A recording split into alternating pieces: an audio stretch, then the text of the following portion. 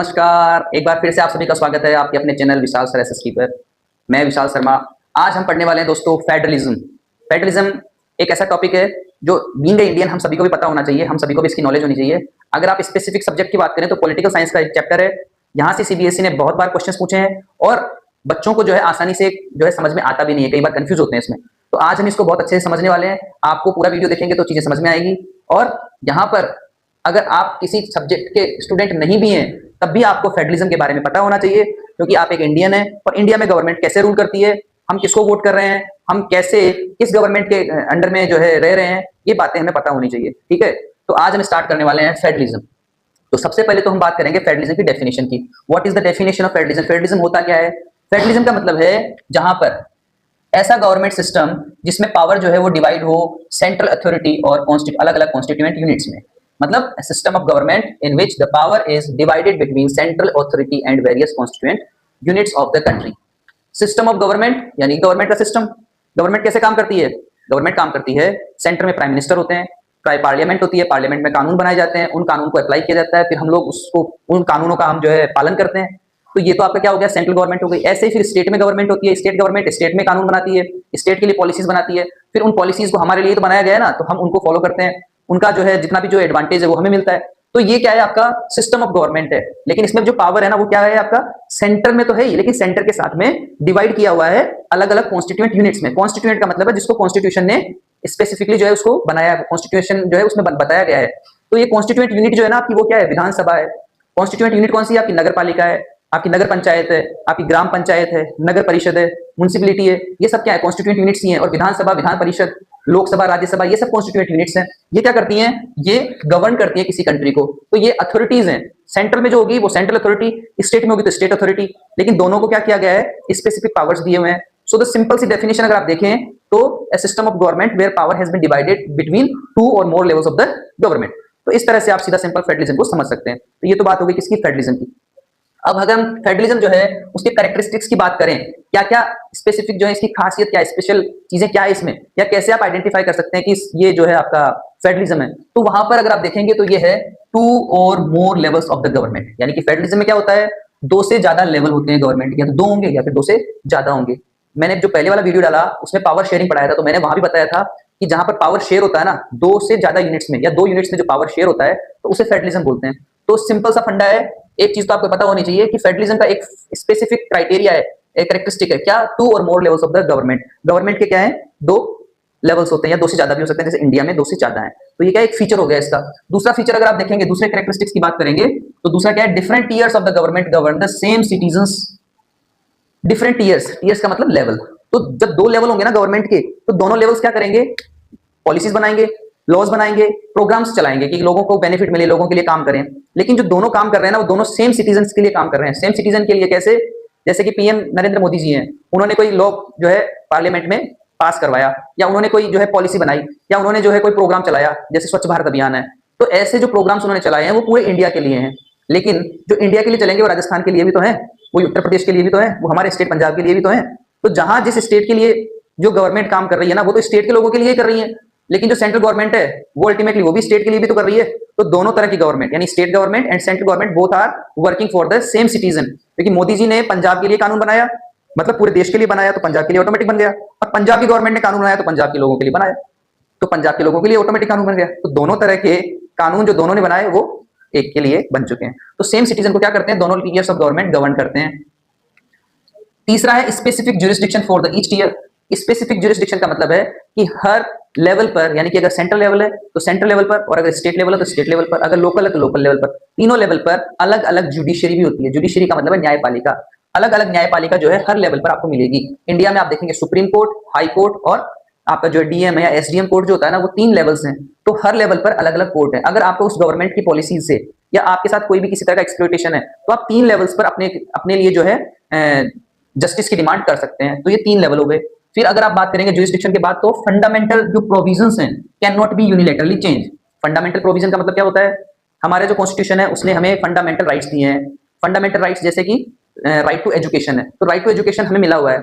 अब ऐसे प्रोविजन जो कॉन्स्टिट्यूशन में फंडामेंटल है, जैसे कि आपका कॉन्स्टिट्यूशन में आपका क्या है, राइट्स हैं, जैसे कि हमारी प्रीएम्बल है, तो कुछ चीजें क्या है, फंडामेंटल है, यानी कि उनको आप ऐसे हटा नहीं सकते। तो उन चीजों को अगर आपको चेंज करना है या उनमें अगर कोई भी कुछ चीज ऐड करनी है या उसको हटाना ही है, तो ऐसा करने के लिए कोई भी गवर्नमेंट जो है अकेले ये काम नहीं कर सकती। यानी कि अगर सेंट्रल गवर्नमेंट चाहे, अगर मोदी जी चाहे कि राइट टू एजुकेशन हटाना है, ऐसा वो अकेले नहीं कर सकते।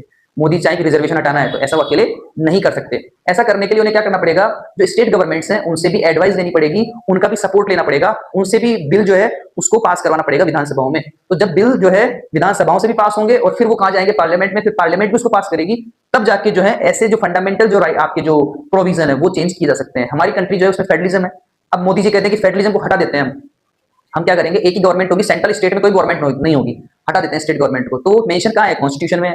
तो मोदी जी क्या करेंगे, एक सेकंड लेवल को हटा रहे हैं। अब जब सेकंड लेवल को हटा रहे हैं तो ऐसे थोड़ी हटा देंगे, वो ऐसे नहीं हटा सकते। ऐसे ऐसा करने के लिए उन्हें स्टेट गवर्नमेंट से भी परमिशन लेनी पड़ेगी, यानी स्टेट गवर्नमेंट भी क्या करेगी, उस बिल को जो पार्लियामेंट में लाया जा रहा है सेकंड लेवल को हटाने के लिए वो पास करेगी, फिर उसके बाद में वो वहां पर जाएगा, वहां से पास होगा तब वो चीजें जो है बदली जाएगी। तो कहने का मतलब है कि ऐसे प्रोविजन जो फंडामेंटल है वो चेंज नहीं किए जा सकते, अकेले नहीं किए जा सकते, दोनों को ही मिलकर करने पड़ेंगे। Courts have the power to interpret the constitution.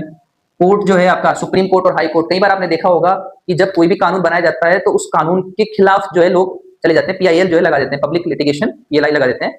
तो वो क्या करते हैं वहां पर, वो कहते हैं कि हम इस कानून से सहमत नहीं है, जो मोदी जी ने पॉलिसी बनाई उससे हम जो है सेटिस्फाई नहीं है, या जो भी गवर्नमेंट ने जो पॉलिसी बनाई है उससे सेटिस्फाई नहीं है। तो अगर वो पॉलिसी से आप सहमत नहीं है तो आप कहां जाएंगे, आप कोर्ट में चले जाएंगे। तो कोर्ट क्या करता है, उसमें इंटरप्रेट कर सकता है कि कॉन्स्टिट्यूशन में ये प्रोविजन है। आपको याद होगा ईडब्ल्यूएस, यानी कि आपका जो है इकोनॉमिकली वीकर सेक्शन, एक जो है नया ऐड किया है सेंट्रल गवर्नमेंट ने किया था। उसमें उन्होंने क्या किया था, जो जनरल जो कैटेगरी है हमारी जो कंट्री में, यानी कि एससी एसटी ओबीसी के अलावा जो जनरल कैटेगरी है, उसमें जो इकोनॉमिकली वीकर थे उनको भी 10% रिजर्वेशन दिया गया था। तो बहुत सारे लोगों ने कहा कि ये तो कोई प्रोविजन है ही नहीं कॉन्स्टिट्यूशन में कि 10% रिजर्वेशन जो है इकोनॉमिकल सेक्शन, इकोनॉमिकल जो है प्रोविजन से आप दे सके। तो वो कहां चले गए, कोर्ट में चले गए। तो कोर्ट जो है उसने क्या किया, इंटरप्रेट किया। लेकिन कोर्ट कैसे कर सकता है इंटरप्रेट, जो कॉन्स्टिट्यूशनल प्रोविजन है ना उसके हिसाब से कर सकता है। तो उनके वकील दोनों ने अपनी अपनी दलीलें दी और जो है कोर्ट ने कहा कि ये तो सही दिया हुआ है, कोई प्रॉब्लम नहीं है। तो फिर उसमें कोई चेंजेस नहीं हुए। लेकिन कोर्ट क्या कर सकता है, इंटरप्रेट कर सकता है। दो लेवल है, high court and supreme court. इसके बाद है sources of revenue for each level are clearly specified.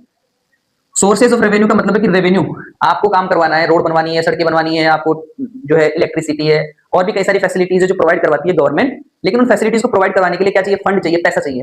अब पैसा कहां से आता है, हमने देखा है कई बार लोगों को कहते हुए कि जो भी गवर्नमेंट कर रही है ना वो सब किससे हो रहा है, जनता के पैसे से हो रहा है। जनता का पैसा मतलब हमारा पैसा, यानी हमने जो पैसा दिया है ना उससे काम हो रहा है। ठीक है, तो आपने पैसा कैसे दिया, किस फॉर्म में दिया आपने पैसा, आपने टैक्स के फॉर्म में दे दिया। तो सेंट्रल गवर्नमेंट जो है क्या लेती है, हमसे टैक्स लेती है। ऐसे ही स्टेट गवर्नमेंट भी क्या लेती है, टैक्स लेती है। तो फिर स्टेट कौन सा टैक्स लेगी और सेंट्रल कौन सा टैक्स लेगी। तो ये क्या होता है आपका क्लियरली स्पेसिफाइड होता है कि किस टैक्स को कौन सी गवर्नमेंट ले सकती है। ऐसे ही जैसे ग्राम पंचायत भी तो करती है ना काम। तो सरपंच जो है, हमारे जो सरपंच होते हैं ना, वो करोड़ों रुपए कैसे गबन कर जाते हैं, कहां से आते हैं, करोड़ों रुपए। तो वो जो करोड़ों रुपए आते हैं ना, वो करोड़ों रुपए जो है वो कहीं ना कहीं जनता से ही आते हैं। वो कैसे आते हैं, उसके लिए उनको स्पेसिफाइड रेवेन्यू जो है उसका सोर्स दिया हुआ होता है। अब सोर्स क्या है आपका, जैसे कि गांव में मेले, कई बार आप देखिए हट, जो आपका हाट मार्केट होता है वो लगता है, वीकली मार्केट्स होते हैं, लगते हैं, मेले लगते हैं। उन सब से जो भी पैसा उनसे किराया मान लो आप, जो भी लिया जाता है ना, वो रेवेन्यू ग्राम पंचायतें लेती है। ऐसे ही आप देखिए जो टैक्स हम पे करते हैं वो सेंट्रल गवर्नमेंट के पास जाता है। और कई सारे और भी चीजें हैं, तो वो सब क्या है क्लियरली स्पेसिफाइड है कॉन्स्टिट्यूशन में, और उसी से क्या है वो रेवेन्यू को मिलता है, फिर उसके अकॉर्डिंगली वो लोग काम करते हैं। तो ये तो बात हो गई किसकी, फीचर्स ऑफ द फेडरलिज्म की। अब इसका सबसे इंपॉर्टेंट चीज है कि फेडरलिज्म जो है वो बनाया क्यों गया है, क्या होता है फेडरलिज्म से। हम सेंट्रल गवर्नमेंट भी तो बना सकते थे, स्टेट में गवर्नमेंट बनाने की क्या जरूरत थी। दो गवर्नमेंट, तीन गवर्नमेंट बना रहे हो आप, उससे क्या फायदा होगा, उससे कोई फायदा होने वाला नहीं है। लेकिन शायद कुछ ना कुछ इसके फायदे हैं। तो इसके ऑब्जेक्टिव अगर आप देखिए तो दो ऑब्जेक्टिव हैं। इसको बोला जाता है dual objectives of the federalism. दो मेन ऑब्जेक्टिव हैं, यानी कि उद्देश्य क्या है इसके पीछे, क्यों हमारे कॉन्स्टिट्यूशन मेकर्स ने दो तरह के बनाए, पावर शेयरिंग क्यों की उन्होंने। तो उसके पीछे अगर आप देखेंगे तो पहला है to safeguard and promote unity of the country. एक तो इससे क्या हो गया कि हमारी कंट्री में जो यूनिटी है ना वो सेफ रह गई, क्योंकि अगर राजस्थान के लोग हैं, अगर पीएम जो है वो तमिलनाडु से है और जो उत्तर प्रदेश के लोग हैं वो हिंदी बोलने वाले हैं, तो हो सकता है कि उनके बीच में क्या है मिसकम्युनिकेशन हो, या वो लोग नहीं चाहें कि हमें पीएम नहीं चाहिए। तो आप पीएम से भले कुछ नहीं हो, लेकिन सीएम अपना बना सकते हो ना आप। तो सीएम आप अपनी कम्युनिटी का, अपने जो स्टेट वाला बना हुआ, तो वो आपके लिए काम करेगा, वो आपकी बातें वहां तक पहुंचाएगा, वो आपके लिए काम करेंगे। इस तरह से क्या रह जाता है, जो यूनिटी है ना वो मेंटेन रहती है कंट्री की। और एक है accommodate regional diversity. Regional diversity का मतलब होता है, जैसा मैंने अभी बताया आपको, कि रीजनल लेवल पर भी क्या है, हमारे यहाँ पर अलग अलग जो है स्टेट्स डिवाइड है, लैंग्वेज के बेसिस पर, कल्चर के बेसिस पर, यूनिफॉर्म के बेसिस पर, फूड, हमारे यहाँ पर हर तरह की डाइवर्सिटी है। तो उस डाइवर्सिटी को भी क्या करता है, ये एकोमोडेट करता है, यानी कि मेंटेन करके रखता है, बना के रखता है। तो इस तरह से क्या है फेडरलिज्म जो है वो इसके ऑब्जेक्टिव्स हैं। अब हम बात करेंगे जो जो फेडरलिज्म है वो इंडिया में कैसे प्रैक्टिस किया जाता है, इंडिया में कैसे फेडरलिज्म जो है वो है, तो उसकी अब हम बात कर लेते हैं। सबसे पहले हम बात करेंगे, तो हम देखेंगे इंडिया जो है उसको एक फेडरल कंट्री क्यों कहा जाता है, क्योंकि इंडिया में पावर क्या है, डिवाइड है, लेकिन कैसे कैसे डिवाइड है ये भी तो देखना पड़ेगा ना। तो उसके लिए मैंने आपको ये चार्ट बना के बताया है। देखिए इसमें बहुत क्लियरली समझ में आ जाएगा आपको कि इंडिया को एक फेडरल कंट्री कैसे बनाया गया। इंडिया में क्या है, तीन लेवल है गवर्नमेंट के, सेंट्रल गवर्नमेंट, स्टेट गवर्नमेंट और लोकल गवर्नमेंट। तो सेंट्रल गवर्नमेंट को बोला जाता है यूनियन गवर्नमेंट। अब जो यूनियन गवर्नमेंट है वो काम कैसे करेगी, ये कॉन्स्टिट्यूशन में स्पेसिफाई किया हुआ है, वहां पर क्लियरली मेंशन है कि गवर्नमेंट जो है ये काम कर सकती है। ऐसे ही स्टेट गवर्नमेंट के लिए भी कॉन्स्टिट्यूशन में क्लियरली स्पेसिफाई किया हुआ है कि स्टेट गवर्नमेंट क्या काम कर सकती है, तो वो भी स्पेसिफाई किया हुआ है कॉन्स्टिट्यूशन में। तो आज हम बात करेंगे कि इंडिया जो है उसको एक फेडरल कंट्री कैसे माना जा कैसे बनाया गया। तो इंडिया का जो कॉन्स्टिट्यूशन मेकर्स जो थे ना हमारे, उन कॉन्स्टिट्यूशन मेकर्स ने कॉन्स्टिट्यूशन बनाया और उन्होंने कहा कि जो यूनियन गवर्नमेंट है उसके पास ये पावर्स होंगे, जो स्टेट गवर्नमेंट है उसके पास ये पावर्स होंगे, ताकि दोनों के बीच कोई कंफ्लिक्ट नहीं हो। तो उनके जो पावर्स है ना वो क्लियरली स्पेसिफाई किए हुए हैं। तो जो यूनियन गवर्नमेंट यानी सेंट्रल गवर्नमेंट की जो पावर्स है वो कहाँ मेंशन है, यूनियन लिस्ट में। तो अगर आप यूनियन लिस्ट की बात करेंगे तो यूनियन लिस्ट में वो सब्जेक्ट्स लिखे हुए हैं जिन सब्जेक्ट्स के लिए नेशनल जो स्टेट जो नेशनल गवर्नमेंट है वो कानून बनाती है। और वो सब्जेक्ट कौन से होते हैं, नेशनल इंटरेस्ट के होते हैं, यानी कि पूरे नेशन के लिए जो चीज काम कर सके ना, ऐसे सब्जेक्ट जो है वो किसमें है, यूनियन लिस्ट में है। और उन सब्जेक्ट्स के लिए कानून कौन बनाएगा, नेशनल गवर्नमेंट बनाएगी। तो नेशनल गवर्नमेंट कौन से सब्जेक्ट्स के लिए कानून बनाती है, देखिए आप, defence, foreign, citizenship, banking, communication, currency. अब आप मुझे बताइए करेंसी किसी स्टेट की होती है या किसी कंट्री की, तो आपका आंसर होगा कि सर कंट्री की होती है। तो कंट्री की होगी तो यूनियन जो कंट्री की गवर्नमेंट है वही तो करेंसी जो है उनको चेंज करना है। मोदी जी ने कर दी थी ना नोटबंदी, सबको लाइन में लगा दिया।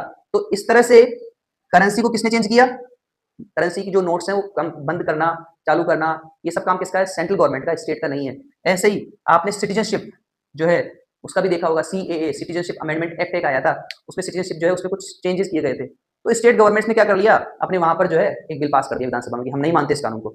अरे भाई आपके मानने नहीं मानने से क्या होगा, जो सेंट्रल गवर्नमेंट ने जो कानून बनाए हैं उन कानूनों को पूरे देश को मानना पड़ता है क्योंकि वो पार्लियामेंट से पास है। हाँ, अगर वो सब्जेक्ट्स जो स्टेट लिस्ट में हैं अगर उन पर सेंट्रल गवर्नमेंट कानून बनाती है ना, तब आप उसमें कोर्ट में जाकर उसके लिए आप जो है कह सकते हो कि हमारा जो कानून है उसमें चेंजेस किए जा रहे हैं या हम इसको नहीं मान रहे हैं या हमें कोई भी जो आप सेटिस्फेक्शन नहीं है ना उस चीज से, तो आप वहां जाके कह सकते हो। लेकिन जो यूनियन गवर्नमेंट के इंटरेस्ट की जो सब्जेक्ट्स हैं या जो यूनियन नेशनल इंटरेस्ट के जो सब्जेक्ट्स हैं उनके लिए तो यूनियन गवर्नमेंट ही बनाएगी, आप उसमें कुछ नहीं कर सकते। तो इसी तरह से डिफेंस जो है वो एक कंट्री का होता है। ऐसा थोड़ी है कि वेस्ट बंगाल की अलग से आर्मी होगी जो वो प्रोटेक्ट करेगी वहां की बॉर्डर को, या तमिलनाडु की अलग होगी या राजस्थान की अलग होगी।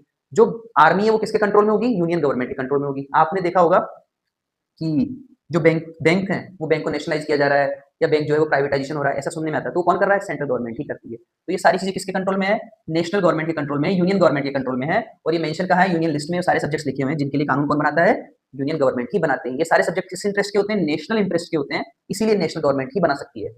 अब बात करेंगे स्टेट लिस्ट की। तो स्टेट लिस्ट में कौन से सब्जेक्ट्स हैं, ऐसे सब्जेक्ट्स जो उस पर्टिकुलर स्टेट के इंटरेस्ट के हों। जैसे कि पुलिस, आपने देखा होगा कि अलग अलग जगह पर पुलिस की यूनिफॉर्म जो होती है ना वो अलग अलग होती है। तो ऐसा क्यों है, जैसे आपने टोपी देखी होगी, महाराष्ट्र जो है वहां पर जो टोपी होती है ना वो उस तरह से अलग तरह की पहनी जाती है। ऐसे अगर राजस्थान में जाएंगे ना तो वहां पर टोपी आपको अलग तरह की मिलेगी। ऐसे वेस्ट बंगाल जो है ना वहां पर यूनिफॉर्म अलग तरह की है। तो ये जो यूनिफॉर्म है ना पुलिस की वो अलग अलग क्यों है, क्योंकि पुलिस जो है वो किसका सब्जेक्ट है, स्टेट का है। स्टेट गवर्नमेंट अपने हिसाब से वहां की पुलिस जो है उसकी यूनिफॉर्म डिसाइड करती है, उनकी सैलरी डिसाइड करती है, उनके काम डिसाइड करती है। वो किसके कंट्रोल में है, स्टेट के कंट्रोल में है। इसी के साथ अगर आप एग्रीकल्चर की बात करें तो एग्रीकल्चर भी क्या है, स्टेट का मैटर है, क्योंकि कई सारे स्टेट्स जो है अलग अलग तरह की एग्रीकल्चरल जो पॉलिसीज है वो बनाते हैं और वहाँ का जो क्लाइमेटिक कंडीशन है वो किसके लिए सूटेबल है वो स्टेट जानता है, इसलिए स्टेट को वो पावर्स दिए हुए हैं। तो ऐसे सब्जेक्ट्स जिनमें लोकल इंटरेस्ट हो या उस स्टेट से रिलेटेड इंटरेस्ट के सब्जेक्ट्स हैं उनके लिए कानून बनाने का काम किसका, स्टेट गवर्नमेंट का है। वो स्टेट लिस्ट में मेंशन है और वो कानून कौन बना सकता है, ओनली स्टेट ही बना सकता है। उसमें कोई भी चेंजेस या कोई भी इंटरफेरेंस नेशनल गवर्नमेंट नहीं कर सकती। ठीक है, अब बात कर लेते हैं कंकरेंट लिस्ट की। तो कंकरेंट लिस्ट जो है वो सिंपल सी बात समझ लीजिए, ऐसे सब्जेक्ट्स जो दोनों के ही इंटरेस्ट के हों। दोनों इंटरेस्ट के मतलब जैसे कि आपका देखिए एजुकेशन, एजुकेशन आपने CBSE central board of secondary education, central board है। स्टेट बोर्ड भी होते हैं, यूपी बोर्ड है अपना, तो यूपी बोर्ड जो है वो यूपी का है। तो इस तरह से जो स्टेट बोर्ड है वो भी एजुकेशन के लिए काम करता है और जो सेंट्रल बोर्ड है वो भी एजुकेशन के लिए काम करता है। तो कानून तो दोनों बना सकते हैं ना, इसीलिए एजुकेशन के लिए पॉलिसीज और प्रोग्राम्स और लॉज बनाने का काम दोनों कर सकते हैं। तो ऐसे सब्जेक्ट्स जो दोनों कॉमन इंटरेस्ट के हों, फॉरेस्ट है दोनों को कॉमन इंटरेस्ट के, तो कॉमन इंटरेस्ट वाले सब्जेक्ट्स जो है उनके लिए कानून कौन बनाता है, दोनों गवर्नमेंट बनाती है। जैसे मैरिज की अगर आप बात करें तो शादियां जो है ये कल्चरल एक वो है कि अलग अलग जगह पर शादियां जो है अलग अलग तरह से होती है। मुस्लिम्स जो है वहाँ पर अलग, उनके अलग सिस्टम है, हिंदूज का अलग सिस्टम है। ऐसे ही अगर आप देखें तो अलग अलग स्टेट्स में भी शादियों का सिस्टम अलग है। कहीं पर शादियां होती है, फेरे होते हैं, और कहीं पर आप आजकल तो फेरे की भी जरूरत नहीं है, बिन फेरे हम तेरे हो जाते हैं। तो वो जो है आपका मैरिज है ना वो किसका सब्जेक्ट है, दोनों का, ये नेशनल इंटरेस्ट का भी है और ये तो ऐसे भी लड़कों के लिए तो नेशनल इंटरेस्ट क्या, उनके लिए पर्सनल इंटरेस्ट का भी है, क्योंकि उनका तो अगर हो रहा नहीं है ना, तो वो उनके लिए इंटरेस्ट उनका उसमें है। कहने का मतलब मेरा ये है कि जो सब्जेक्ट्स कॉमन इंटरेस्ट के होते हैं, उनके लिए कानून कौन बनाता है? दोनों ही बना सकते हैं। बट यहाँ पर एक बात है, अगर मान लीजिए दोनों ने कानून बना लिया और दोनों के जो कानून पॉलिसीज में कोई कंफ्लिक्ट हो, तो उन कंफ्लिक्ट्स को सॉर्ट आउट करने के लिए दोनों कहाँ जाएंगे? सुप्रीम कोर्ट में जाएंगे। और सुप्रीम कोर्ट जो है वो क्या बताएगा कि जो नेशनल गवर्नमेंट ने जो कानून बनाया है ना, वही माना जाएगा, क्योंकि जो यूनियन गवर्नमेंट जो बनाएगी वो स्टेट गवर्नमेंट जो है उसकी जगह उसको कानून को अप्लाई किया जाएगा। दोनों ने अगर बना लिया और दोनों में अगर कोई कंफ्लिक्ट है, तो यूनियन गवर्नमेंट वाला जो है वो जो है मतलब वो ही लागू किया जाएगा। इस तरह से 3 जो है सब्जेक्ट लिस्ट है। इस सब्जेक्ट लिस्ट का मतलब है इसके अंदर साइंस, हिंदी, मैथ, इंग्लिश नहीं है। इन सब्जेक्ट्स के अंदर वो सब्जेक्ट है जिनके लिए कानून बनाए जाते हैं, और वो सब्जेक्ट ये स्पेसिफाई करते हैं कि कौन सी गवर्नमेंट किसके लिए काम करेगी। यूनियन गवर्नमेंट पूरे देश के लिए बनाएगी और स्टेट गवर्नमेंट स्टेट के लिए बनाएगी। तो कहाँ स्पेसिफाई है? कॉन्स्टिट्यूशन में है, 3 लिस्ट में। ओके, अब एक और चीज, जब कॉन्स्टिट्यूशन बनाया गया तो उस वक्त ऐसे बहुत सारे सब्जेक्ट्स जो वहां पर लिखे नहीं गए, जैसे कंप्यूटर बाद में आया, मोबाइल फोन बाद में आया, जैसे आपका सोशल मीडिया है वो बाद में आया।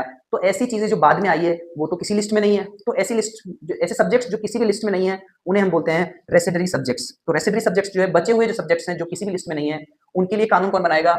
वो बनाएगी यूनियन गवर्नमेंट।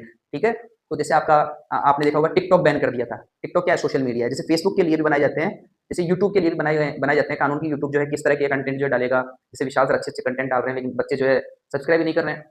तो जो सब्जेक्ट्स हैं, उन सब्जेक्ट्स में अलग अलग लेवल के लिए, अलग अलग गवर्नमेंट के लिए अलग अलग सब्जेक्ट स्पेसिफाई किए हुए हैं। और रेसिडरी सब्जेक्ट्स जो हैं वो ऐसे सब्जेक्ट्स हैं जो उस वक्त उन्होंने मेंशन नहीं किए थे, अब जो है यूनियन गवर्नमेंट उसके लिए कानून बनाती है। ओके, इस तरह से हमने देखा कि फेडरलिज्म क्या होता है, फेडरलिज्म के कैरेक्टरिस्टिक्स देखे, फीचर्स देखे, हमने देखा कि इंडिया में फेडरलिज्म कैसे प्रैक्टिस में आ रहा है। तो इस तरह से आपका जो है ऑलमोस्ट आई थिंक मैं मानता हूँ कि बहुत सारी चीजें आपको समझ में आ गई होगी। इसमें से अगर कोई भी डाउट हो तो आप कमेंट सेक्शन में जरूर लिखें। आपको वीडियो कैसा लगा वो भी कमेंट करके बताएं। अगर आप नए आए हैं तो चैनल को सब्सक्राइब करें ताकि आपको नोटिफिकेशन मिल सके, और इंपॉर्टेंट चीज वीडियो को लाइक करें, शेयर करें, ताकि विशाल सर जो है उनके वीडियोस और बच्चों तक पहुंच सके। Thank you so much.